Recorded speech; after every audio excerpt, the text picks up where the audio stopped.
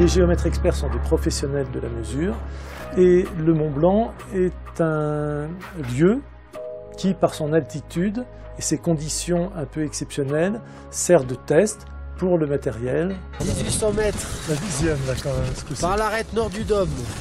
Je m'appelle Philippe Borrel, je suis géomètre expert à Annecy depuis 27 ans. Je coordonne l'équipe qui va faire la mesure du Mont Blanc. Au départ, c'était ce pari matériel, c'était un peu le début du GPS quotidien dans nos cabinets. On avait envie de tester la précision et de voir un petit peu ce qui pouvait se passer. C'est une mesure que nous faisons depuis 2001, ce sera la 7e édition, nous faisons ça tous les 2 ans.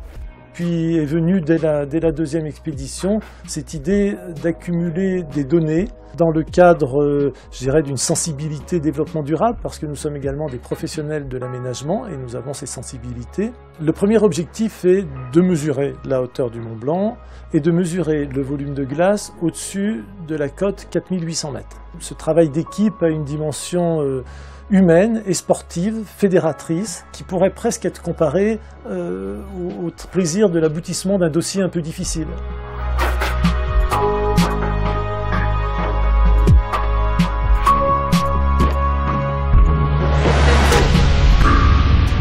Avant de monter au Mont Blanc, la première question qu'il faut se poser, c'est est-ce que physiquement je suis prêt et est-ce que mentalement je suis prêt à souffrir aussi un peu, parce que même si on est prêt physiquement, c'est pas facile. Je m'appelle Paul Chambon, je suis responsable technique au sein de la société Hexagone depuis 2008. Donc, le réseau Terria, c'est un service de positionnement de haute précision par satellite. Donc, que ce soit GPS, GLONASS ou Galileo, c'est des systèmes de constellations satellitaires qui permettent un positionnement pour un GPS de voiture, par exemple, d'une précision en gros de 5 à 10 mètres. Et nous, avec les corrections qu'on apporte en temps réel, c'est d'arriver à une précision de l'ordre de 2 à 5 cm en positionnement.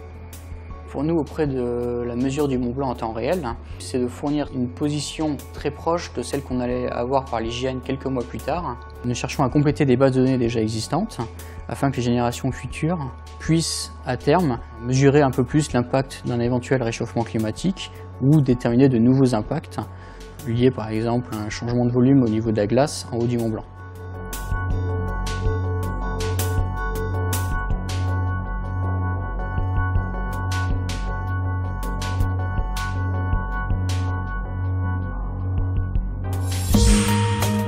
Aujourd'hui, on a miniaturisé les instruments, ils sont portables, ils résistent au froid, ils résistent au vent. Tout ça, ça fait que c'est réalisable aujourd'hui avec une logistique très très faible. Alors qu'on pourrait faire ça il y a 10 ans avec une logistique énorme. Il faudrait presque l'armée pour déposer tout ça en hélico. Bon, des satellites, on en a plein. Évidemment, il n'y a pas trop d'arbres. Je m'appelle Farouk Kaded, je suis responsable des produits chez Leica Geosystem.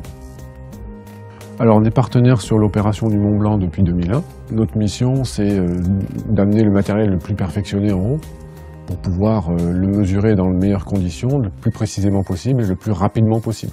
Et ensuite, les géomètres experts, eux, se chargent des pivots qui sont en vallée. On mesure avec un GPS qui est positionné sur le sommet du Mont Blanc et qu'on laisse tourner pendant 2 heures. Ce GPS enregistre des données brutes et à l'issue de ça, c'est l'IGN qui va calculer l'ensemble des données pour sortir une altitude officielle. La deuxième étape, c'est mesurer la calotte glaciaire avec un autre GPS. On va positionner donc entre 500 et 1000 points sur l'ensemble du sommet pour avoir sa forme la plus représentative en 3D. La troisième partie qu'on a fait cette année, c'est on a scanné le sommet du Mont Blanc avec la multistation. C'est-à-dire qu'on mesure des nuages de points, c'est-à-dire que l'instrument balaye 1000 points secondes. Donc là, on a mesuré 90 000 points, par exemple, sur le sommet du Mont Blanc. On a un rendu de la forme du sommet très très fin, qui nous permet, on va dire, après de pouvoir le comparer les années suivantes de façon aussi très fine. C'est, on va dire, l'aboutissement de technologies que l'on met en œuvre à chaque fois, à chaque mesure.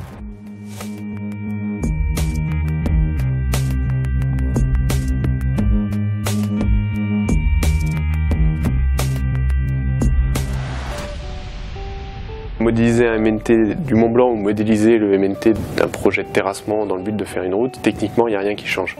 Mais après, c'est juste un peu exceptionnel de modéliser le Mont Blanc sur son ordinateur. Je m'appelle Guillaume Levrel, je travaille au support technique de GeoMedia depuis 2009. GeoMedia, c'est une entreprise qui développe de logiciels Covadis et Autopiste. C'est un logiciel de dessin DAO afin de calculer des MNT, dessiner des profils, faire du terrassement. Et on participe à l'expédition du Mont Blanc depuis sa première édition.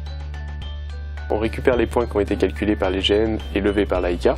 On modélise une surface, ça s'appelle un MNT, un modèle numérique de terrain. Le but c'est d'avoir une modélisation du sommet et de pouvoir calculer des volumes, faire des profils et comprendre la forme globale du Mont Blanc. En altitude, il mesure 4810,02. Le volume de glace pour la version 2013 est de 20 213 mètres cubes. Aujourd'hui, on prend des mesures qui vont servir pour les scientifiques dans 20 ans peut-être.